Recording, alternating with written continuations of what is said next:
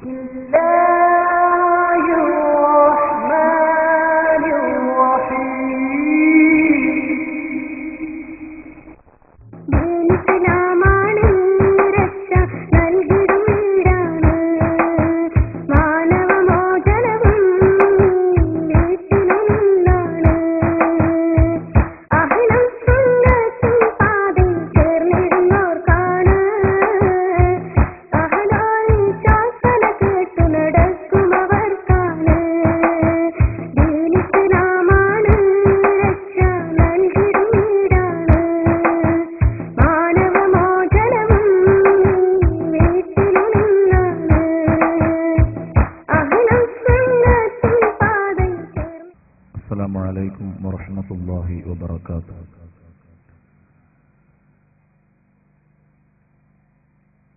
الله عظيم القدرة والشان شديد البطش والبرهان حافظ الدين والقرآن ما شاء الله كان وما لم يشأ لم يكن ولا حول ولا قوة إلا بالله العلي العظيم. بسم الله نحمده ونستعينه ونؤمن به ونتوكل عليه ونعوذ بالله من شرور أنفسنا ومن سيئات أعمالنا من يهده الله فلا مضل له ومن يضلله فلا هادي له. نشهد أن لا إله إلا الله وحده لا شريك له ونشهد أن سيدنا ونبينا محمد صلى الله عليه وسلم أرسله بالهدى ودين الحق ليظهره على الدين كله ولو كره المشركون. اللهم صل على سيدنا محمد وعلى آل سيدنا ومولانا محمد وعلى جميع الأنبياء والمرسلين والآل والصحابة أجمعين. أما بعد فأعوذ بالله من الشيطان الرجيم. بسم الله الرحمن الرحيم. قل هل ننبئكم بالأخسرين أعمالا الذين ضل سعيهم في الحياة الدنيا وهم يحسبون أنهم يحسنون صنعا. صدق الله العلي العظيم وصدق وبلغ رسوله النبي الكريم ونحن على ذلك من الشاهدين الشاكرين والحمد لله رب العالمين.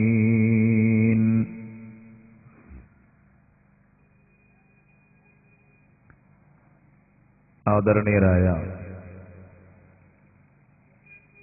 Advocate Mustafa Saqafi അവർകൾ,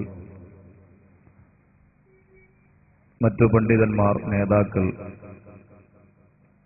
സഹൃദയരായ സഹോദരി സഹോദരന്മാരെ, സുഹൃത്തുക്കളെ, സർവശക്തനായ അല്ലാഹുവിന്റെ അനുഗ്രഹത്താൽ വളരെ പ്രധാനപ്പെട്ട ഒരു വിഷയത്തിലൂന്നിയ പ്രഭാഷണത്തിന്റെ വേദിയിലാണ് നമ്മളെല്ലാവരും സംഗമിച്ചിട്ടുള്ളത്. അല്ലാഹു നമ്മുടെ ഈ ഒത്തുചേരൽ പൂർണ്ണമായും നമ്മിൽ നിന്ന് സ്വീകരിക്കുമാറാകട്ടെ. പരിശുദ്ധ ദീനുൽ ഇസ്ലാമിന്റെ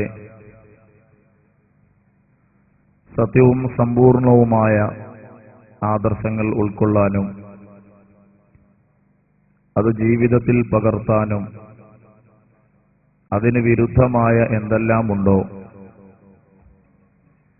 അത് വർജിക്കാനുമുള്ള തൗഫീഖ് അല്ലാഹു നമുക്കെല്ലാവർക്കും നൽകുമാറാകട്ടെ. ആമീൻ എന്ന് ആമുഖമായി ദുആ ചെയ്യുകയാണ്.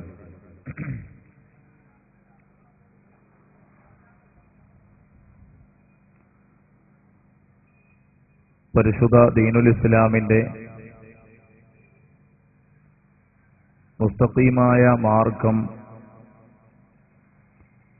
സുന്നത്ത് ജമാഅത്താണ് എന്ന് നമുക്കെല്ലാവർക്കും അറിയാം.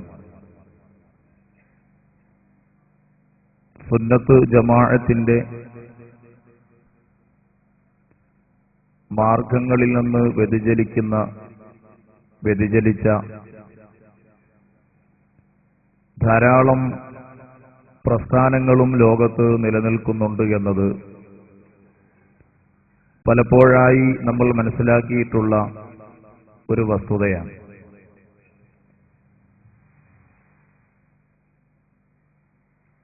ലോകത്ത് ആകമാനം മുസ്ലിം സമൂഹത്തിന്റെ സ്ഥിതിവിശേഷങ്ങൾ നമ്മൾ പഠിക്കുകയും ചരിത്രങ്ങൾ വായിക്കുകയും ചെയ്താൽ എല്ലാ കാലങ്ങളിലും ഇസ്ലാമിന്റെ മുഖ്യധാരയിൽ നിന്ന് വ്യതിചലിച്ച ചില കക്ഷികൾ നിലനിന്നിട്ടുണ്ട് എന്നത് നമുക്ക് പഠിക്കാൻ കഴിയും. അവരെല്ലാം ചില ആശയങ്ങളുമായി സമൂഹത്തെ സമീപിച്ചവരാണ്. ഒരാശയവുമില്ലാത്ത ഒരു ആൾക്കൂട്ടമായിട്ടല്ല ജനങ്ങളുടെ ഇടയിലേക്ക് അവർ പ്രത്യക്ഷപ്പെട്ടിട്ടുള്ളത്.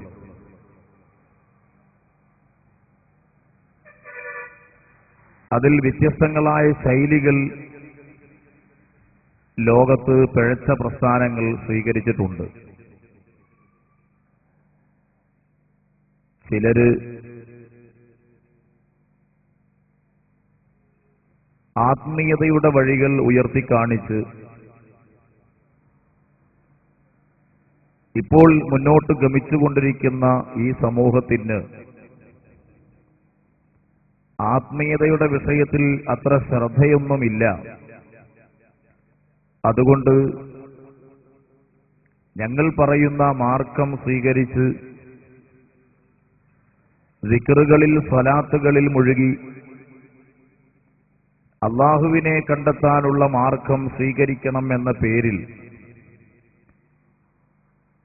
അതുകൊണ്ട് രംഗത്ത് വന്ന കക്ഷികളെ നമുക്ക് ചരിത്രത്തിൽ നിന്ന് പഠിക്കാൻ കഴിയും. ഇങ്ങനെ ആത്മീയതയെ ഇസ്ലാമിൽ നിന്ന് ആളുകളെ അകറ്റിക്കൊണ്ടുപോകാനുള്ള മാർഗമായി സ്വീകരിച്ച പ്രസ്ഥാനങ്ങളും അതിന് നേതാക്കളുമൊക്കെ ഉണ്ടായിട്ടുണ്ട് എന്ന ചരിത്രങ്ങൾ ഒരു ഭാഗത്ത് നമ്മൾ പഠിക്കുമ്പോൾ ഇന്ന് കാണുന്ന ഇത്തരം പ്രസ്ഥാനങ്ങളൊന്നും യഥാർത്ഥത്തിൽ അത്രത്തോളം ഗൗരവമേറിയതാണ് എന്ന് നമുക്ക് തോന്നുന്നില്ല. എന്നാലും ആ പ്രസ്ഥാനങ്ങളുടെ ആശയങ്ങളും ആദർശങ്ങളും അവരുടെ ചിന്തകളും അവരുടെ ലക്ഷ്യങ്ങളും എന്താണ് എന്നത് മുസ്ലിം സമൂഹത്തെ ഓരോ കാലഘട്ടത്തിലും പഠിപ്പിക്കുക എന്നത് ഇസ്ലാമിക പ്രബോധകരുടെയും പ്രവർത്തകരുടെയും ഒരു ബാധ്യതയാണ്, കടമയാണ്. ആ കടമ നമ്മുടെ കേരളത്തിൽ സുന്നത്ത് ജമാഅത്തിന്റെ ആലിമീങ്ങളും പ്രവർത്തകന്മാരും വളരെ ഭംഗിയായി നിർവഹിച്ചുകൊണ്ടിരിക്കുന്നു എന്നതുകൊണ്ടാണല്ലോ ഇത്രയേറെ പ്രതിസന്ധികളും പ്രശ്നങ്ങളും തീർക്കാൻ ഉണ്ടാക്കിയെടുക്കാൻ വേണ്ടി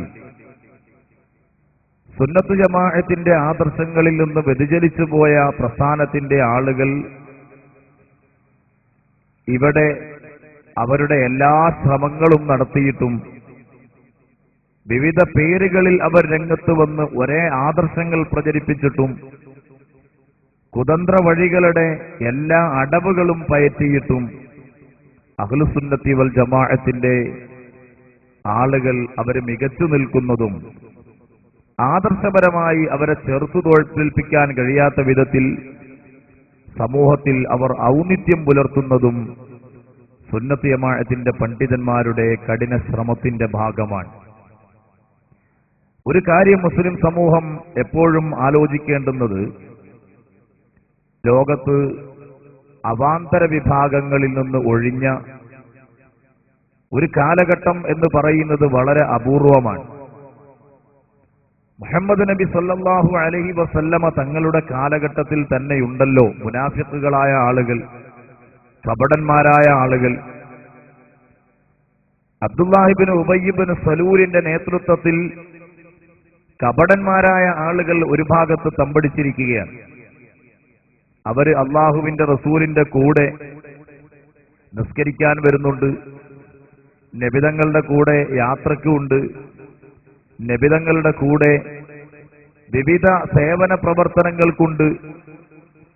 അങ്ങനെയെല്ലാം നബിതങ്ങളോടൊപ്പം അവര് ഒരുമിച്ച് ഇരിക്കാനും നബിതങ്ങളോടൊപ്പം കൂടി ജീവിക്കാനും ശ്രമിക്കുമ്പോഴും യഥാർത്ഥത്തിൽ അവര് ഇസ്ലാമിന്റെ അന്തസത്ത ഉൾക്കൊണ്ടവർ ആയിരുന്നില്ല.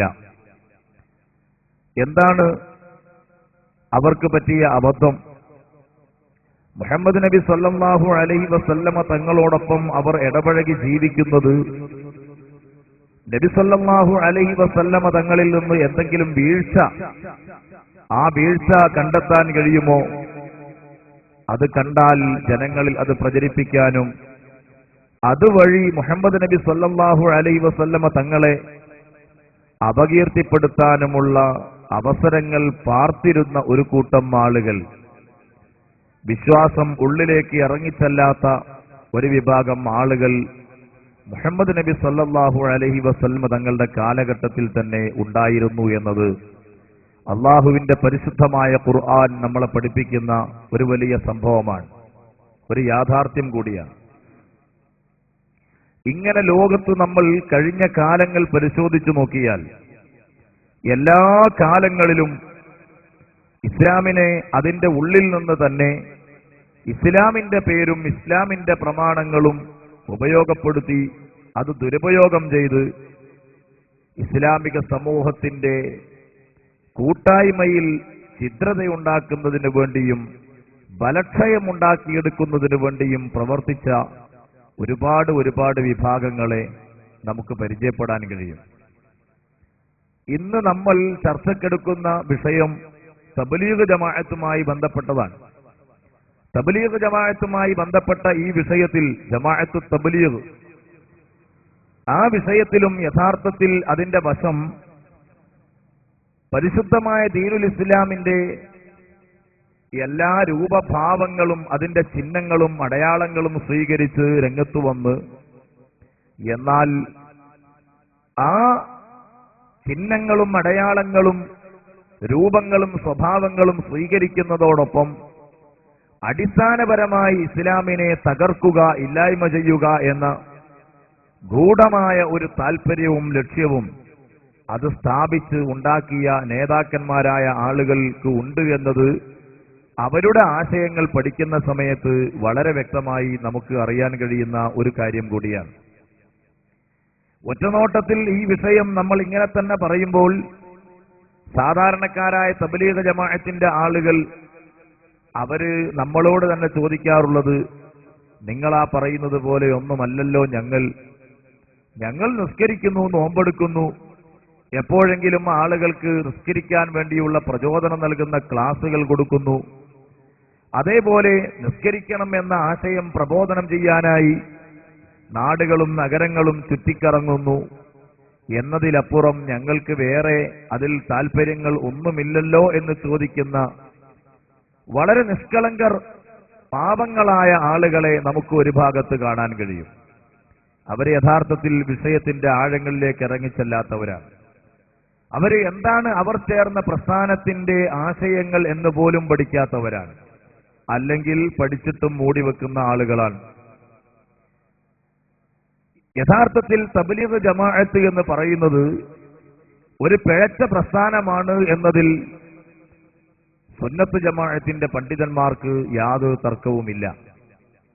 അതുകൊണ്ടാണ് തബ്ലീഗ് ജമാഅത്ത് എന്ന് പറയപ്പെടുന്ന പ്രസ്ഥാനം, അതിന്റെ സ്ഥാപക നേതാവ് ഷാഹ് മുഹമ്മദ് ഇല്യാസ് എന്ന് പറയുന്ന ഒരു വ്യക്തിയാണ്. ആ ഷാഹ് മുഹമ്മദ് ഇല്യാസ് എന്ന് പറയുന്ന മനുഷ്യൻ ഹിജറ 1303 ജനിക്കുകയും ഹിജറ 1363 മരണപ്പെടുകയും ചെയ്ത ഒരു മനുഷ്യനാണ്. ആ ഷാ മുഹമ്മദ് ഇല്യാസ് അദ്ദേഹം ചില നിക്ഷിപ്ത താല്പര്യങ്ങൾക്ക് വേണ്ടിയാണ് തബ്ലീഗ് ജമാഅത്ത് എന്ന് പറയപ്പെടുന്ന പ്രസ്ഥാനത്തെ ഉണ്ടാക്കിയത്, നിർമ്മിച്ചെടുത്തത് എന്നത് അദ്ദേഹത്തിന്റെ തന്നെ മൊഴികളിൽ നിന്ന്, അദ്ദേഹത്തിന്റെ തന്നെ വാക്കുകളിൽ നിന്ന് വളരെ വ്യക്തമായി നമുക്ക് ഗ്രഹിക്കാൻ കഴിയും. പക്ഷേ ആ വിഷയങ്ങളൊന്നും പഠിക്കാതെ ആലോചിക്കാതെ കേവലം ഞങ്ങൾ നിസ്കരിപ്പിക്കാൻ പോകുന്നവരാണ്, നിസ്കരിക്കുന്നവരാണ്, ഞങ്ങൾ തബ്ലീഗ് ജമാഅത്തിന്റെ പ്രവർത്തനം കൊണ്ട് നിസ്കാരം തുടങ്ങിയ ആളുകളാണ് എന്നൊക്കെയാണല്ലോ ചില ആളുകൾ നമ്മളോട് പറയാറുള്ളത്. എന്റെ സഹോദരന്മാരും അപ്പുറങ്ങളിലിരിക്കുന്ന പ്രിയപ്പെട്ട സഹോദരിമാരും എല്ലാവരും ഈ വിഷയത്തെക്കുറിച്ച് ഈ കാലഘട്ടത്തിൽ ഒരു ധാരണ നമുക്ക് ഉണ്ടാകൽ അനിവാര്യമാണ്. കാരണം പിഴച്ച പ്രസ്ഥാനങ്ങൾ അവസാനിക്കുകയല്ല, അതിങ്ങനെ വീണ്ടും പെരുകിക്കൊണ്ടിരിക്കുന്ന ഒരു കാലഘട്ടം കൂടിയാണ് നമ്മൾ ഇന്ന് ജീവിച്ചുകൊണ്ടിരിക്കുന്ന ഈ കാലഘട്ടം. അത് തീരുകയല്ല, അത് അവസാനിക്കുകയല്ല. പിഴച്ച പ്രസ്ഥാനങ്ങൾ വീണ്ടും ഒരു ഭാഗത്ത് ശക്തി പ്രാപിക്കുന്നവരും വേറെ ഒരു ഭാഗത്ത് വിവിധ കക്ഷികൾ ഉടലെടുക്കുന്നവരുമൊക്കെയായി ലോകത്ത് നമ്മൾ അതിന്റെ സാഹചര്യങ്ങൾ മനസ്സിലാക്കുകയാണ്. അത് അന്ത്യത്തോട് അടുക്കുന്നതിനനുസരിച്ച് അത്തരം ആളുകളും പ്രസ്ഥാനങ്ങളും ഒക്കെ വർദ്ധിക്കുകയല്ലാതെ കുറയുമെന്ന് നമുക്കൊട്ട് പ്രതീക്ഷിക്കാനും നിർവാഹമില്ല. കാരണം മുഹമ്മദ് നബി സല്ലല്ലാഹു അലൈഹി വസല്ലമ തങ്ങൾ അവിടുത്തെ പ്രവചനം അങ്ങനെയാണല്ലോ. പക്ഷേ മുസ്ലിങ്ങളായ ആളുകൾ നബിതങ്ങളുടെ പ്രവചനം അങ്ങനെയാണ്, അതുകൊണ്ട് പിന്നെ ലോകത്ത് സംഭവിക്കുന്നതൊക്കെ ആയിക്കൊള്ളട്ടെ, ഞങ്ങളൊന്നും അധ്വാനിക്കേണ്ടതില്ല, പ്രവർത്തിക്കേണ്ടതില്ല എന്ന് കരുതി ഇസ്ലാമിക പ്രബോധകരായ ആളുകൾക്ക് അടങ്ങിയിരിക്കാനും നിർവാഹമില്ല. അവർക്കൊരു ദൗത്യമുണ്ട്, അവർക്കൊരു കടമയുണ്ട്, അവർക്കൊരു ബാധ്യതയുണ്ട്.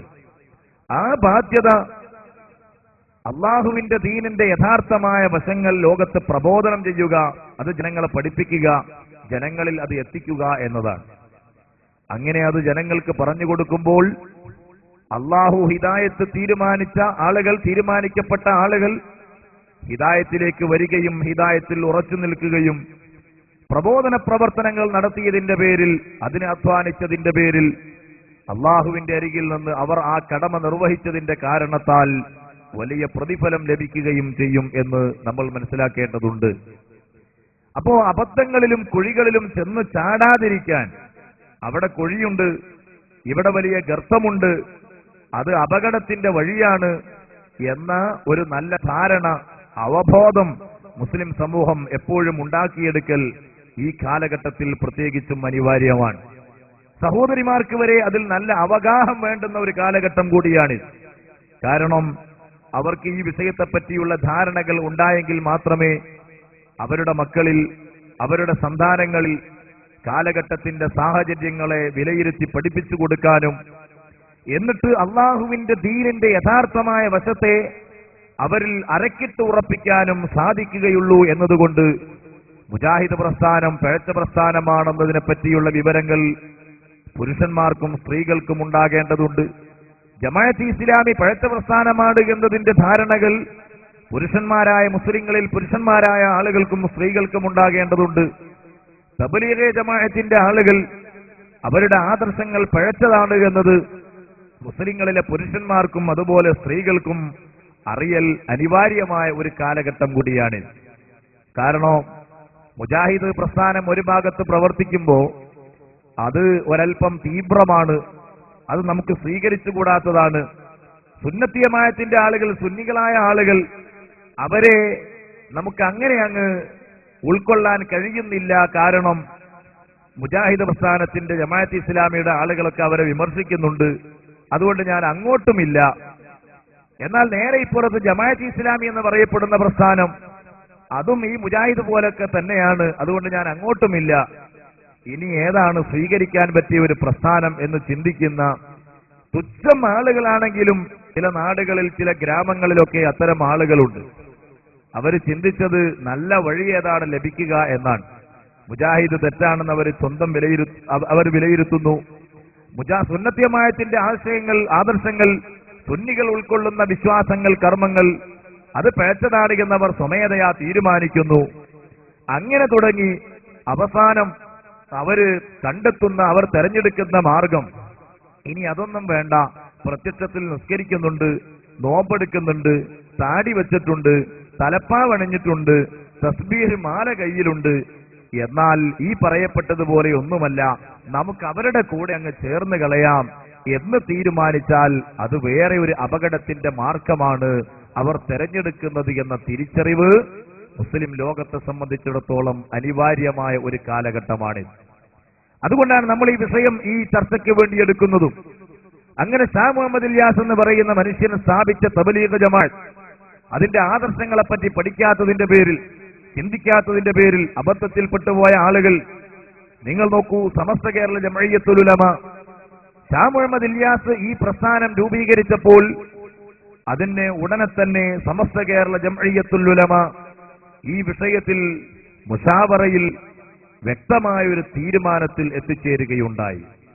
കേവലം അവരിരുന്ന് സ്വന്തത്തിൽ ഒരു തീരുമാനം ഉണ്ടാക്കിയെടുത്തതല്ല, അവര് ഒന്നും പഠിക്കാതെ ആലോചിക്കാതെ ഒരു തീരുമാനമുണ്ടാക്കിയതല്ല.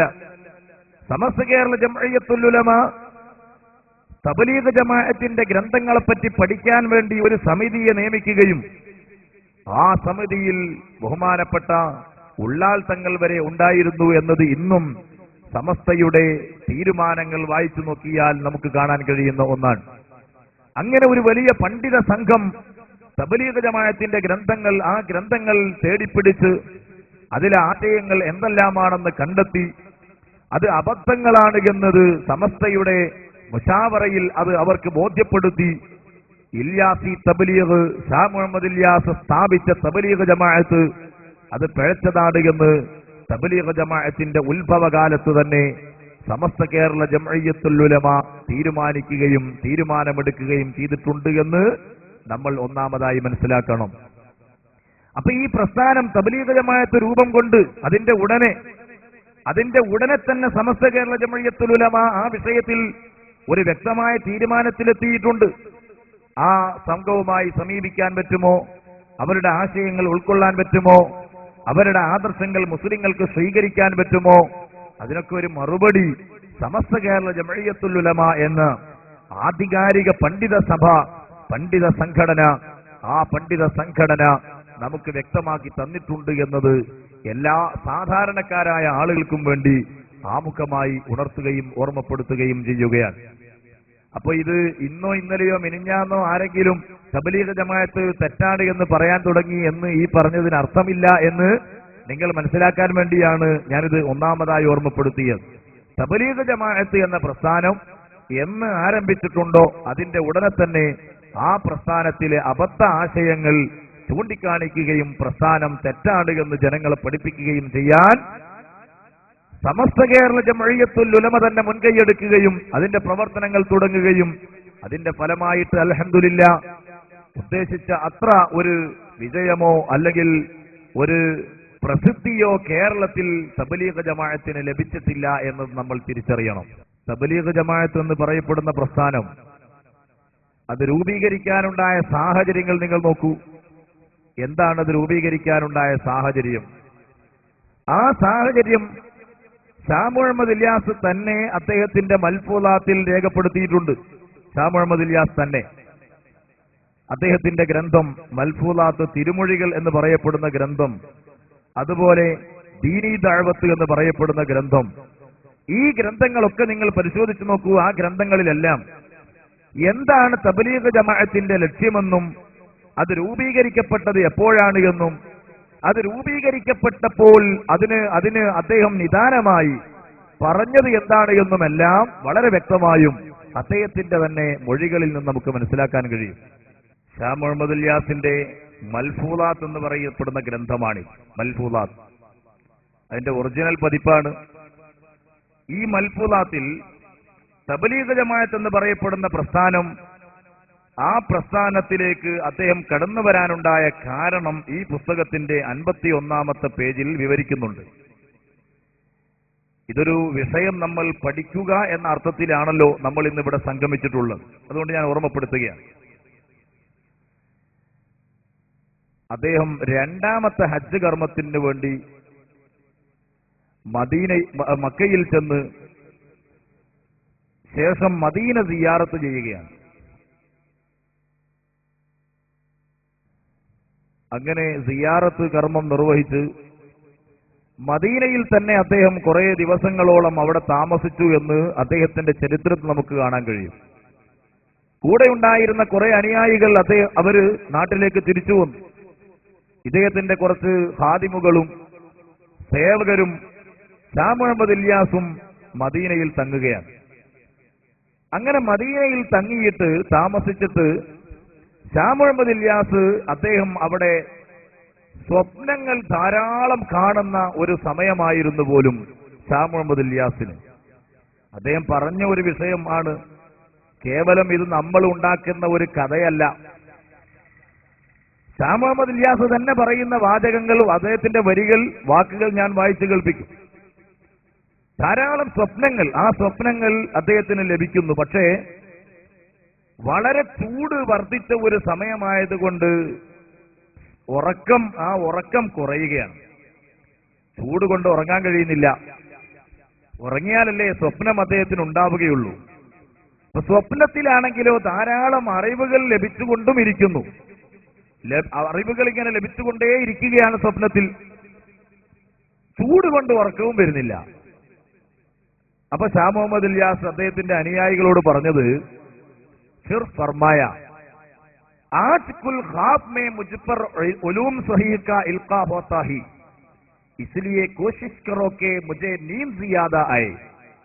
അദ്ദേഹം തന്റെ ഖാദിമുകളോട്, ശിഷ്യന്മാരോട്, സേവകരോട് പറയുന്ന വിഷയം, ഇപ്പൊ എല്ലാ സ്വപ്നങ്ങളിലൂടെയും നല്ല അറിവുകൾ ലഭിച്ചുകൊണ്ടിരിക്കുകയാണ്. അതുകൊണ്ട്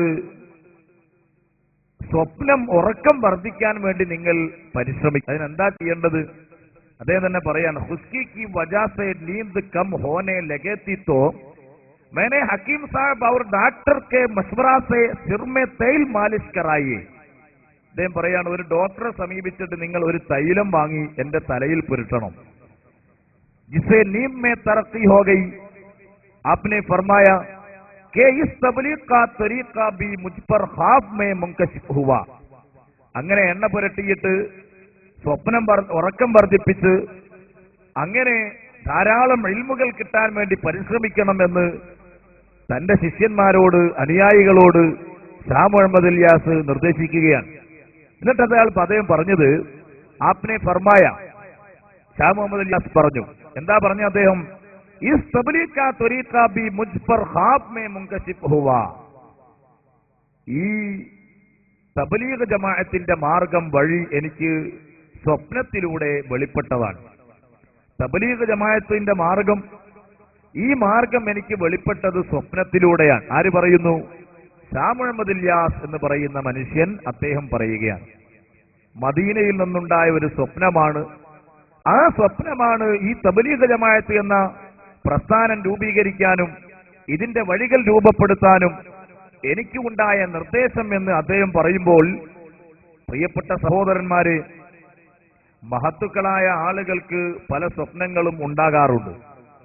സ്വപ്നങ്ങൾ, പക്ഷേ ഒരു സ്വപ്നവും ഒരു വിധിയെ സമർത്ഥിക്കാൻ ആധാരമാക്കിക്കൂടാ എന്നത് ഉസൂലുൽ ഫിഖ്ഹിന്റെ ഗ്രന്ഥങ്ങൾ സമർത്ഥിച്ചിട്ടുള്ള വിഷയമാണ്. അഥവാ ഹലാലാണ് ഒരു കാര്യം അല്ലെങ്കിൽ ഹറാമാണ് എന്ന് പറയാൻ, എന്ന് വിധിക്കാൻ ഒരു സ്വപ്നത്തെ ആധാരപ്പെടുത്തിക്കൂടാ. കർമ്മശാസ്ത്ര നിദാന ഗ്രന്ഥങ്ങൾ അത് വളരെ വ്യക്തമായി പരാമർശിച്ചിട്ടുണ്ട്. എന്നാൽ ഒരു നല്ല മാർഗത്തിലൂടെ ചലിക്കുന്നതിന്, ഒരു നല്ല വഴി, ആ വഴി ലഭിക്കുന്നതിന് ഇസ്ലാമിന്റെ അടിസ്ഥാനങ്ങളിൽ നിന്നുകൊണ്ട് ചില നിർദ്ദേശങ്ങൾ സ്വപ്നത്തിലൂടെ മഹത്തുക്കളായ ആളുകൾക്ക് അള്ളാഹുവിൽ നിന്ന് തന്നെയും മഹാന്മാരെ അവരെ വെളിപ്പെടുത്തിയിട്ടുമൊക്കെ ലഭിക്കുക കാര്യം ഇബ്നുൽ ഖയ്യിം വരെ അദ്ദേഹത്തിന്റെ ഗ്രന്ഥത്തിൽ രേഖപ്പെടുത്തിയിട്ടുണ്ട്. അങ്ങനെ സംഭവിക്കാം. പക്ഷേ ഷാ മുഹമ്മദ് ഇല്യാസ് എന്ന് പറയുന്ന മനുഷ്യന് ലഭിച്ച ഈ സ്വപ്നം, ആ സ്വപ്നം സത്യവുമായി ബന്ധപ്പെട്ടതാണോ അല്ലെങ്കിൽ അതൊരു മിഥ്യയാണോ, അത് അസംബന്ധമാണോ എന്ന് പരിശോധിക്കാൻ ശേഷം അദ്ദേഹം പറയുന്ന കാര്യങ്ങളിലേക്ക് നമ്മൾ കിടക്കേണ്ടതുണ്ട്. എന്താണ് ആ കാര്യങ്ങൾ? ആ കാര്യങ്ങൾ അദ്ദേഹം തന്നെ പറയുന്നത്, ഒരു ആയത്തിന്റെ വ്യാഖ്യാനം, ആ വ്യാഖ്യാനം അദ്ദേഹത്തിന് സ്വപ്നത്തിൽ വെളിപ്പെട്ടു എന്നാണ്. ഒരായത്തിന്റെ, ഖുർആനിലെ ഒരു സൂക്തത്തിന്റെ വ്യാഖ്യാനം.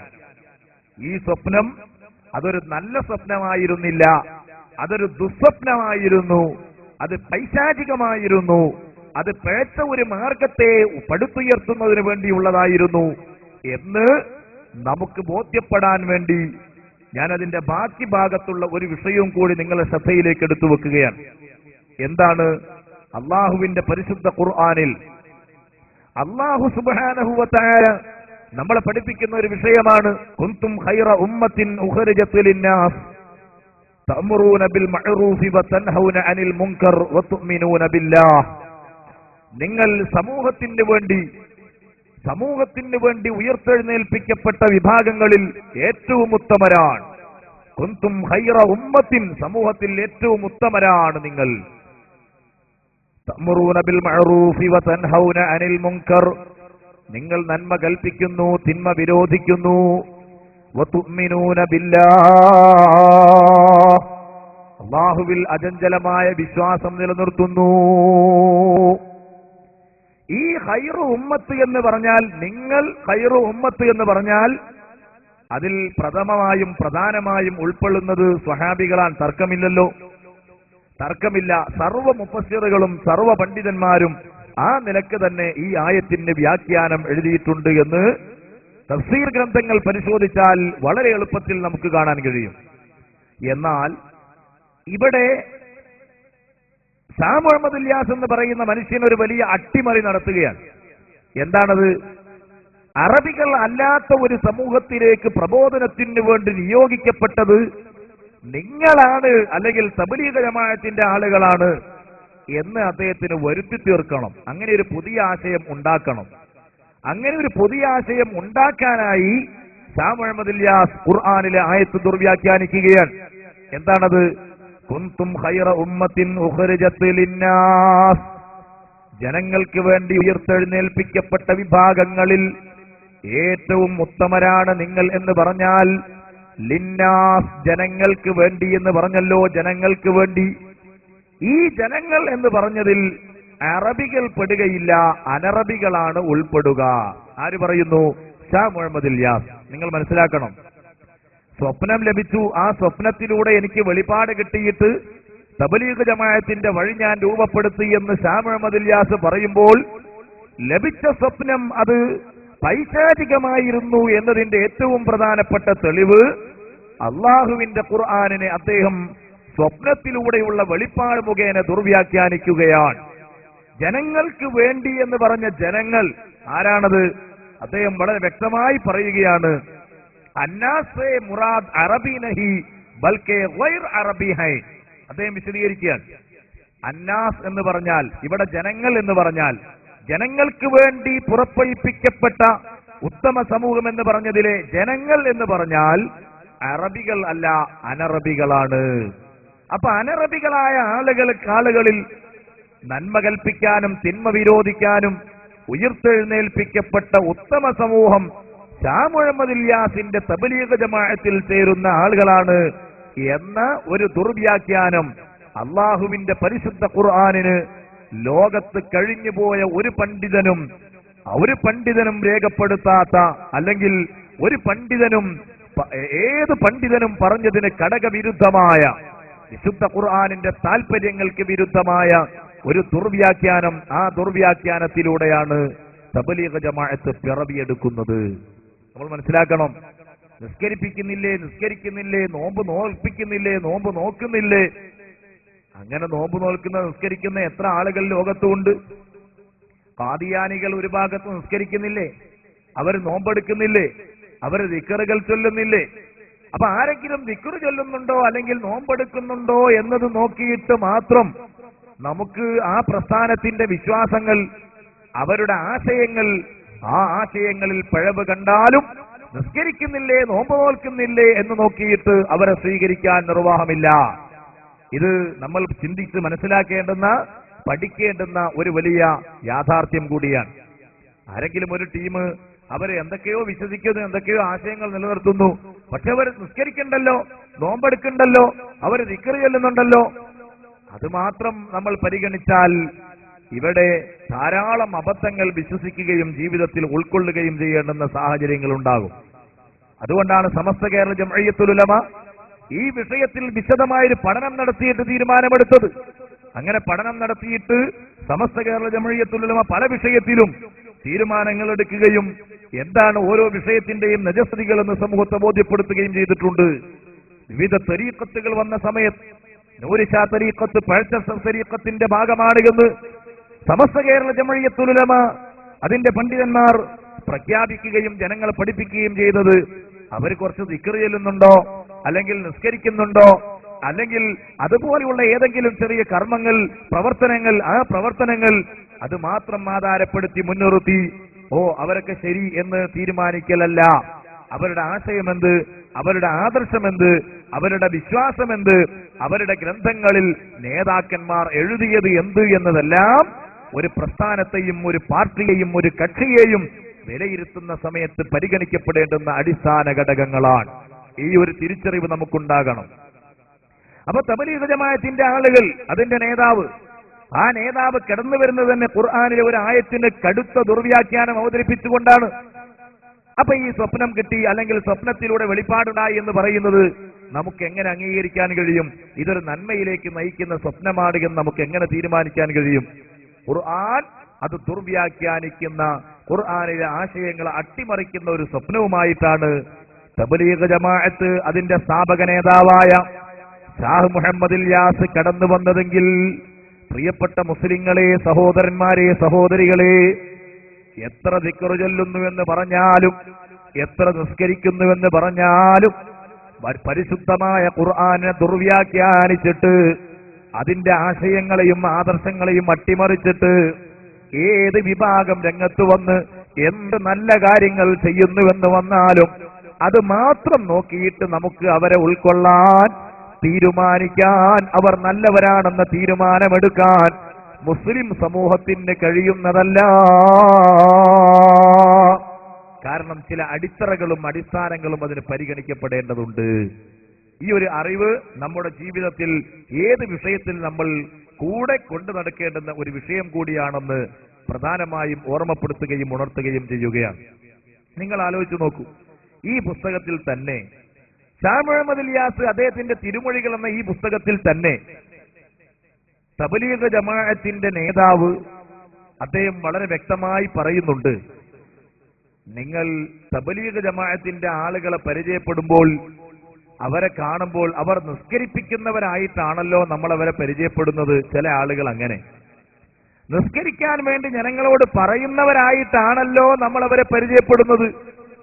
അവരുടെ കയ്യിൽ തസ്ബീഹ് മാലയുണ്ട്, അവർ തലപ്പാവ് അണിഞ്ഞിട്ടുണ്ട്.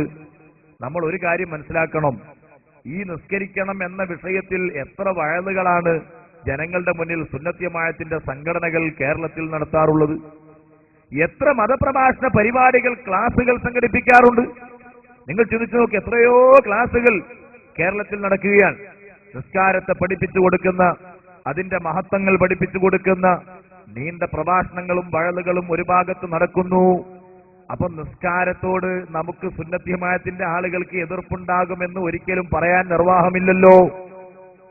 വേറൊരു ഭാഗത്ത് അവർ നോമ്പ് നോൽക്കുക അല്ലെങ്കിൽ അതുപോലെയുള്ള സൽക്കർമ്മങ്ങൾ, ആ സൽക്കർമ്മങ്ങൾ സുന്നത്ത് ജമാഅത്ത് എതിർക്കൂല. പിന്നെ തലയെക്കെട്ട് ധരിക്കുന്നു, തലയെക്കെട്ട് സുന്നത്ത് ജമാഅത്തും അംഗീകരിക്കുന്നതന്നെയല്ലേ. താടി നീട്ടുന്നു, സുന്നത്ത് ജമാഅത്ത് അംഗീകരിക്കുന്നതന്നെയല്ലേ. പിന്നെ എന്തിനാണ് തബ്ലീഗ് ജമാഅത്തിന്റെ ആളുകൾ ഞങ്ങൾ നോമ്പ് നോക്കാനാണ്, നിസ്കരിക്കാനാണ്, തലപ്പാവ് ധരിക്കാനാണ്, താടി വെക്കാനാണ് തബ്ലീഗ് ജമാഅത്തുകാരനായി എന്ന് പറയുന്നത് എന്തിനാണ്? അത് സുന്നിയായിക്കൊണ്ട് തന്നെ ചെയ്യാൻ പറ്റിയ കാര്യമല്ലേ. സുന്നിയായിക്കൊണ്ട് തന്നെ നിസ്കരിക്കാം, നിസ്കരിപ്പിക്കാം, നിസ്കരിപ്പിക്കുന്ന പ്രവർത്തനങ്ങളിൽ, സംഘടനാ പ്രവർത്തനങ്ങളിൽ, സംഘടിതമായുള്ള പ്രവർത്തനങ്ങളിൽ പങ്കാളിയാകാം, തലപ്പാവ് ധരിക്കാം, തല മറക്കാം, തസ്ബീഹ് മാല പിടിക്കാം. നമുക്ക് ഒന്നാമത്തെ ജമാഅത്തിൽ ആദ്യത്തെ സഫിൽ ഇമാമിന്റെ പിന്നിൽ തന്നെ പോയി നിൽക്കാം. ഇതിനൊന്നും സുന്നത്ത് ജമാഅത്ത് വിലക്ക് ഏർപ്പെടുത്തിയിട്ടില്ലല്ലോ. എന്നല്ല, സുന്നത്ത് ജമാഅത്തിന്റെ പണ്ഡിതന്മാര് അത് ജനങ്ങൾ ഉൾക്കൊള്ളുന്നതിന് വേണ്ടി എത്രയെങ്കിലും പ്രഭാഷണ പരിപാടികളും ഉത്ബോധനങ്ങളും ഒരു ഭാഗത്ത് നടത്തിക്കൊണ്ടിരിക്കുന്നവരാണ്. പിന്നെ എന്തേ ഞങ്ങൾ നിസ്കരിക്കാനാണ്, നിസ്കരിപ്പിക്കാനാണ്, തലമറക്കാനാണ്, അതുപോലെ തസ്ബീഹ് മാല പിടിക്കാനാണ് എന്ന പേരിൽ ചില ആളുകളെ നമ്മൾ ഒരു ഭാഗത്ത് കാണുന്നതെന്താണ്? എന്റെ ശബ്ദം ശ്രവിക്കുന്ന തബ്ലീഗ് ജമാഅത്ത് എന്ന പ്രസ്ഥാനത്തിൽ പെട്ടുപോയ പ്രവർത്തകന്മാരോട് ഷാ മുഹമ്മദ് ഇല്യാസിന് നിങ്ങൾ തർളിയത്ത് ചൊല്ലാറുണ്ടെന്ന് ഞങ്ങൾക്കറിയാം, റളിയല്ലാഹു അൻഹു ചൊല്ലാറുണ്ട്.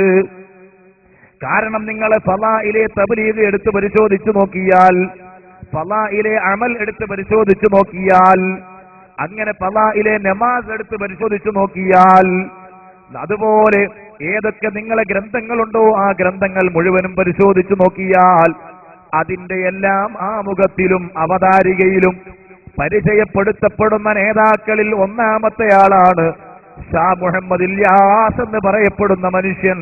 തബ്ലീഗ് ജമാഅത്തിന്റെ ആളുകളും അത് തള്ളിപ്പറയുകയില്ല.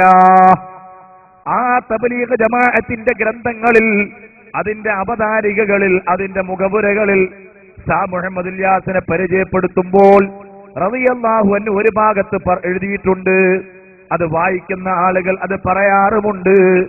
കാരണം തബ്ലീഗ് ജമാഅത്തിന്റെ ആളുകൾ ചില പള്ളികളിൽ ഒരുമിച്ച് കൂടിയിരുന്ന് അവർ ചില പുസ്തകങ്ങൾ വായിക്കുന്ന സമയത്ത് ഷാ മുഹമ്മദ് ഇല്യാസിന്റെ പേര് വന്നാൽ, റഷീദ് അഹമ്മദ് ഗാംഗൂഹിയുടെ പേര് വന്നാൽ, ഖാസിം നാനോത്തവിയുടെ പേര് വന്നാൽ, ഇസ്മായിൽ ഷഹീദ് എന്ന് അവർ പറയുന്ന മനുഷ്യന്റെ പേര് വന്നാൽ അവിടെയെല്ലാം അവർക്ക് റളിയല്ലാഹു അൻഹു ചൊല്ലുന്നു, റഹിമഹുല്ലാ ചൊല്ലുന്നു. അങ്ങനെ അവർ ബഹുമാനിച്ച് ആദരിച്ചുകൊണ്ട് പറയപ്പെടുന്ന പേരുകളാണ് ഈ പറയപ്പെട്ട പേരുകളെല്ലാം. യഥാർത്ഥത്തിൽ നിങ്ങൾ റളിയല്ലാഹു അൻഹു ചൊല്ലുന്നത് ആർക്കാണ്? പ്രിയപ്പെട്ട തബ്ലീഗ് ജമാഅത്തിന്റെ പ്രവർത്തകരെ. വികലമായ ആശയങ്ങൾ ലോകത്ത് പ്രചരിപ്പിച്ച ഒരു വിഭാഗത്തിനാണ്. സ്വഹാബത്തിന് നമ്മൾ റളിയല്ലാഹു അൻഹു ചൊല്ലുന്നു. പിൽക്കാലഘട്ടത്തിൽ വന്ന ആളുകൾക്ക് റളിയല്ലാഹു അൻഹും റഹിമഹുല്ലയും ഒക്കെ ചൊല്ലുന്നു. അങ്ങനെ ആദരവോടുകൂടെ മുസ്ലിം ലോകം അംഗീകരിക്കുന്ന ഒരു വിഭാഗത്തിന് നൽകപ്പെടുന്ന തർളിയത്തും തർഹമും എല്ലാം തബ്ലീഗ് ജമാഅത്തിന്റെ പ്രവർത്തകന്മാര് അവരുടെ നേതാക്കളായ ചില ആളുകൾ അവരുടെ പേരിൽ ചൊല്ലുകയാണ്. ഇല്ല എന്ന് തബ്ലീഗ് ജമാഅത്തിന്റെ ആളുകൾക്ക് നിഷേധിക്കാൻ കഴിയില്ല. ഞാൻ അവർക്ക് ചിന്തിക്കാനുള്ള ഒരു ചിന്താ വിഷയം എടുത്തു വെക്കുകയാണ്. അവർക്ക് ചിന്തിക്കാനുള്ള ഒരു വിഷയം, ഞങ്ങളപ്പോ തബ്ലീഗ് ജമാഅത്തിന്റെ ഞങ്ങള് ഈ ഷാ മുഹമ്മദ് ഇല്യാസിനെ അറിയില്ലല്ലോ, അല്ലെങ്കിൽ ഞങ്ങൾ കേട്ടില്ലല്ലോ എന്നൊന്നും അവർക്ക് പറയാൻ ഒരു നിർവാഹമില്ല. ഫളായിലെ തബ്ലീഗ് നിങ്ങളുടെ കയ്യിലില്ലേ? ഫളായിലെ നമാസ് നിങ്ങളുടെ കയ്യിലില്ലേ? അതുപോലെ തന്നെ നിരവധി ഫളായിലെ അമൽ എന്ന് പറയുന്ന ഗ്രന്ഥം നിങ്ങളുടെ കയ്യിലില്ലേ? അങ്ങനെ ധാരാളം ഗ്രന്ഥങ്ങൾ, ആ ഗ്രന്ഥങ്ങൾ നിങ്ങളുടെ കയ്യിലുണ്ട്. അതുപോലെ അപവാദങ്ങൾക്ക് മറുപടി എന്ന പുസ്തകം തബ്ലീഗ് ജമാഅത്തിന്റെ പല ആളുകളുടെയും കൈവശമുണ്ട്. ഇവിടെയെല്ലാം കുറെ നേതാക്കന്മാരെ പരിചയപ്പെടുത്തപ്പെടുന്നുണ്ട്. ആ നേതാക്കന്മാരിൽ ഒന്നാമനാണ് ഷാ മുഹമ്മദ് ഇല്യാസ് എന്ന് പറയപ്പെടുന്ന തബ്ലീഗ് ജമാഅത്ത് എന്ന പ്രസ്ഥാനത്തിന് രൂപകൽപ്പന ചെയ്ത് അത് സ്ഥാപിച്ചെടുത്ത അതിന്റെ നേതാവായ മനുഷ്യൻ എന്ന് നമ്മൾ മനസ്സിലാക്കണം. അദ്ദേഹത്തിന്റെ തീരുമാനം എന്തായിരുന്നു അദ്ദേഹത്തിന്റെ തീരുമാനം? കുറെ ആളുകളെ കൊണ്ട് നിസ്കരിപ്പിക്കുക എന്നത് മാത്രമാണോ? കുറെ ആളുകളെ കൊണ്ട് തസ്ബീഹ് ചൊല്ലിപ്പിക്കുക എന്നതാണോ? അല്ല എന്നത് അദ്ദേഹം തന്നെ പറഞ്ഞാൽ പിന്നെ ഞങ്ങളത് അംഗീകരിക്കൂല എന്ന് തബ്ലീഗ് ജമാഅത്തിന്റെ ആളുകൾ എങ്ങനെ പറയും? നിങ്ങൾ റളിയല്ലാഹു അൻഹു ചൊല്ലുന്ന ഷാ മുഹമ്മദ് ഇല്യാസ് അദ്ദേഹത്തിന്റെ മൽഫൂലാത്താണ് നിങ്ങൾ ഈ കാണുന്ന ഗ്രന്ഥം. മൽഫൂലാത്ത് ഹസ്രത്ത് മൗലാന മുഹമ്മദ് ഇല്യാസ്. ആരാണ് ഇതിനെ ക്രമപ്പെടുത്തിയത്? മൗലാന മുഹമ്മദ് മൻസൂർ നുഅ്മാനി എന്ന് പറയുന്ന വ്യക്തിയാണ് എന്നതും ഇതിന്റെ ചുവടെ എഴുതിയത് നിങ്ങൾക്ക് കാണാൻ കഴിയും. ഈ പുസ്തകത്തിൽ വളരെ വ്യക്തമായി ഷാ മുഹമ്മദ് ഇല്യാസിന്റെ മൊഴികൾ രേഖപ്പെടുത്തിയിട്ടുണ്ട്. ഈ മൊഴികളിൽ ഇതിന്റെ 32ാമത്തെ പേജിൽ ഞങ്ങൾ നിസ്കരിപ്പിക്കാനാ, നോമ്പ് തോൽപ്പിക്കാനാന്നൊക്കെ പറയുന്ന ആളുകളുണ്ടല്ലോ, കലിമ ചൊല്ലിക്കൊടുക്കാനാണ്, അതുപോലെ ദഅവത്തിന് പോകാനാണ് എന്നൊക്കെ പറയുന്ന ആളുകൾ അവർ മനസ്സിലാക്കണം, ഈ നിസ്കരിപ്പിക്കുക എന്ന പുകമറയിലൂടെ, ഞാൻ അങ്ങനെ തന്നെ പ്രയോഗിച്ചത് ബോധപൂർവമാണ്, അതൊരു പുകമറ ഉണ്ടാക്കിയതാണ്, അതൊരു പർദ്ദ അണിയിപ്പിച്ചതാണ്, അതൊരു പർദ്ദയായിരുന്നു. ഈ കലിമ ചൊല്ലിക്കൊടുക്കുക എന്ന ഈ ആശയത്തിലൂടെ യഥാർത്ഥത്തിൽ നിസ്കരിപ്പിക്കലല്ല, കലിമ ചൊല്ലിക്കൊടുക്കലല്ല, ഒരു പുതിയ സംഘത്തെയും പാർട്ടിയെയും നിർമ്മിക്കലായിരുന്നു തബ്ലീഗ് ജമാഅത്തിന്റെ നേതാവ് ലക്ഷ്യമാക്കിയത് എന്ന് ഈ പുസ്തകത്തിൽ 32ാമത്തെ പേജിൽ രേഖപ്പെടുത്തിയിട്ടുണ്ട്. നന്നായി നമ്മൾ മനസ്സിലാക്കണം. ഈ പുസ്തകത്തിൽ വളരെ വ്യക്തമായി എഴുതി വെച്ച വിഷയമാണ്.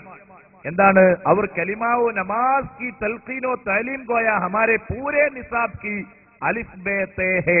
വിശാലമായി കുറെ ആശയങ്ങൾ അദ്ദേഹം പറയുകയാണ്.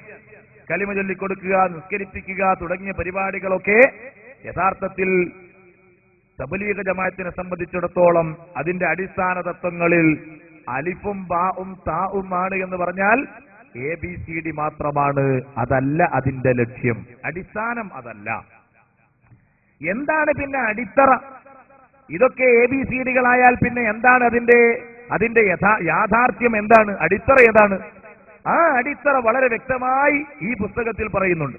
ഹസ്രത്ത് മൗലാന മുഹമ്മദ് ഇല്യാസ് ഔർ ഉൻകി ദീനി ദഅവത്ത് എന്ന് പറയുന്ന ഈ പുസ്തകത്തിൽ വളരെ വ്യക്തമായി അത് നിങ്ങൾക്ക് കാണാൻ കഴിയും. എന്തായിരുന്നു ഇതിന്റെ ആകത്തുക? തബ്ലീഗ് ജമാഅത്ത് എന്ന് പറഞ്ഞാൽ നിസ്കരിപ്പിക്കലാണോ, നോമ്പ് നോൽപ്പിക്കലാണോ? ഒന്നുമല്ല. അതൊരു പുതിയ പാർട്ടി ഉണ്ടാക്കലാണ്, ഒരു പുതിയ പ്രസ്ഥാനം ഉണ്ടാക്കലാണ് എന്ന് വളരെ ഖണ്ഡിതമായി ഈ ദീനി ദഅവത്ത് എന്ന് പറയുന്ന പുസ്തകത്തിൽ നിങ്ങൾക്ക് കാണാൻ കഴിയും. നമ്മൾ നന്നായി ആലോചിക്കണം. തബ്ലീഗ് ജമാഅത്തിന്റെ പ്രവർത്തകന്മാര് സാധുക്കളായി വളരെ വിനയവും അതുപോലെ അവര് അങ്ങേയറ്റത്തെ തവാദുൾ പ്രകടിപ്പിക്കുന്നു തോന്നുന്ന വിധത്തിൽ ആളുകളുടെ മുന്നിൽ വന്നു നിൽക്കുകയാണ്. എന്നിട്ടോ നിസ്കരിക്കണേ നിസ്കരിക്കണേ എന്നൊക്കെ പറയുമ്പോ ഇവർക്ക് വേറെ ലക്ഷ്യമൊന്നുമില്ല എന്ന് ചില ആളുകൾ അവർക്ക് തോന്നിപ്പോവുകയാണ്. എന്നാ പിന്നെ തബ്ലീഗ് ജമാഅത്തിന്റെ കൂടെ ഞങ്ങൾക്കങ്ങ് കൂടാം എന്ന് തീരുമാനിച്ചു പോയാൽ അതൊരു അബദ്ധത്തിലേക്കുള്ള എടുത്തുചാട്ടമാണ്. ഈ തിരിച്ചറിവ് നമുക്കുണ്ടാകണം. നിസ്കരിപ്പിക്കുക എന്നത് കേവലം ഒരു പുകമറയായിരുന്നു. ഇത് ഞാൻ സ്വന്തം വക പറയുകയല്ല. ഇത് നമ്മൾ സ്വമേധയാ നമ്മൾ എവിടെ നിന്നെങ്കിലും ആരെങ്കിലും എഴുതി വെച്ച് പറയുകയല്ല. പിന്നെയോ തബ്ലീഗ് ജമാഅത്തിന്റെ ആധികാരികമായ ഗ്രന്ഥങ്ങൾ, ആ ഗ്രന്ഥങ്ങളിൽ നിന്നാണ് ഈ വിഷയം നമ്മൾ പ്രത്യേകിച്ച് മനസ്സിലാക്കുന്നത് എന്ന് പ്രിയപ്പെട്ട സുഹൃത്തുക്കൾ മനസ്സിലാക്കണം. തബ്ലീഗ് ജമാഅത്തിൽ ചേർന്ന ആളുകൾ പലപ്പോഴും ഇതിനെപ്പറ്റിയൊന്നും ആലോചിച്ചവരായിക്കൊള്ളണമെന്നില്ല. അവർ ഈ പുസ്തകം തന്നെ ജീവിതത്തിൽ ചിലപ്പോൾ കണ്ടിട്ടുണ്ടാവില്ല. ഇതൊന്നും കാണിക്കാതെ അവരെ കൊണ്ട് ഒരു പാർട്ടി ഉണ്ടാക്കുക എന്നതാണല്ലോ തബ്ലീഗ് ജമാഅത്തിന്റെ നേതാവ് ലക്ഷ്യമാക്കിയത്. തബ്ലീഗ് ജമാഅത്ത് എന്ന് പറഞ്ഞാൽ നിസ്കരിപ്പിക്കുന്ന ഒരു പാർട്ടിയാണ് എന്ന് ആളുകൾ അങ്ങനെ തെറ്റിദ്ധരിച്ചിട്ടുണ്ട് എന്നാണ് ഷാ മുഹമ്മദ് ഇല്യാസ് പറയുന്നത്. ആളുകളുടെ ഒരു തെറ്റുധാരണ എന്താണ്? ഇതൊരു നിസ്കരിപ്പിക്കുന്ന പാർട്ടിയാണ് എന്ന്. എന്നിട്ട് ഇയാൾ പറയാൻ ആ ധാരണ തിരുത്തേണ്ട ധാരണയാണ്. ഇതൊരു നിസ്കരിപ്പിക്കുന്ന പാർട്ടിയല്ല എന്ന് ഉറപ്പിച്ച് തറപ്പിച്ച് സത്യം ചെയ്തുകൊണ്ട് ഷാ മുഹമ്മദ് ഇല്യാസ് എന്ന് പറയുന്ന മനുഷ്യൻ അദ്ദേഹം പറഞ്ഞു, പ്രഖ്യാപിച്ചു. ദീനി ദഅവത്ത് എന്ന പുസ്തകത്തിന്റെ 234-ാമത്തെ പേജിൽ നിന്നാണ് ഞാൻ ഈ വാക്കുകൾ ഇനി വായിക്കാൻ പോകുന്നത്. एक मर्तबा अपने अजीज मौलवी जहीरुल हसन साहब से फरमाया. ഒരു സന്ദർഭത്തിൽ ഷാ മുഹമ്മദ് ഇല്യാസ് അദ്ദേഹത്തിന്റെ ഉറ്റ സുഹൃത്തായ മൻസൂർ സഹീറുൽ ഹസനോട് അദ്ദേഹം പറഞ്ഞ വിഷയം എന്താണ്? ജോ ഏക് വസീഉൽ നസർ ആലിം ഹേ. ആരാണ് ഈ സഹീറുൽ ഹസൻ എന്ന് പറഞ്ഞാൽ? ഈ പുസ്തകത്തിലുള്ള അയാള് വിശാല ചിന്തകനും വലിയ പണ്ഡിതനുമാണ് എന്ന് പോലും ഈ പുസ്തകത്തിൽ എഴുതിയതിന്റെ അർത്ഥം ഞാൻ പറഞ്ഞതാണ്. എന്താണ് അദ്ദേഹം പറയുന്നത്? ഷാ മുഹമ്മദ് ഇല്യാസ് സഹീറുൽ ഹസൻ, ഓ പ്രിയപ്പെട്ട സഹീറുൽ ഹസൻ, മേരാ മുദ്ദാ കോയി പാതാ നഹി, ലോഗ് സമജ്തേ ഹേ കെ യേ തഹ്രീക് സ്വലാത്ത് ഹേ, മൈ ഖസം സേ കഹ്താ ഹൂം കെ യേ ഹർഗിസ് തഹ്രീക് സ്വലാത്ത് നഹി. എന്താണ് ഇയാൾ പറയുന്നത്?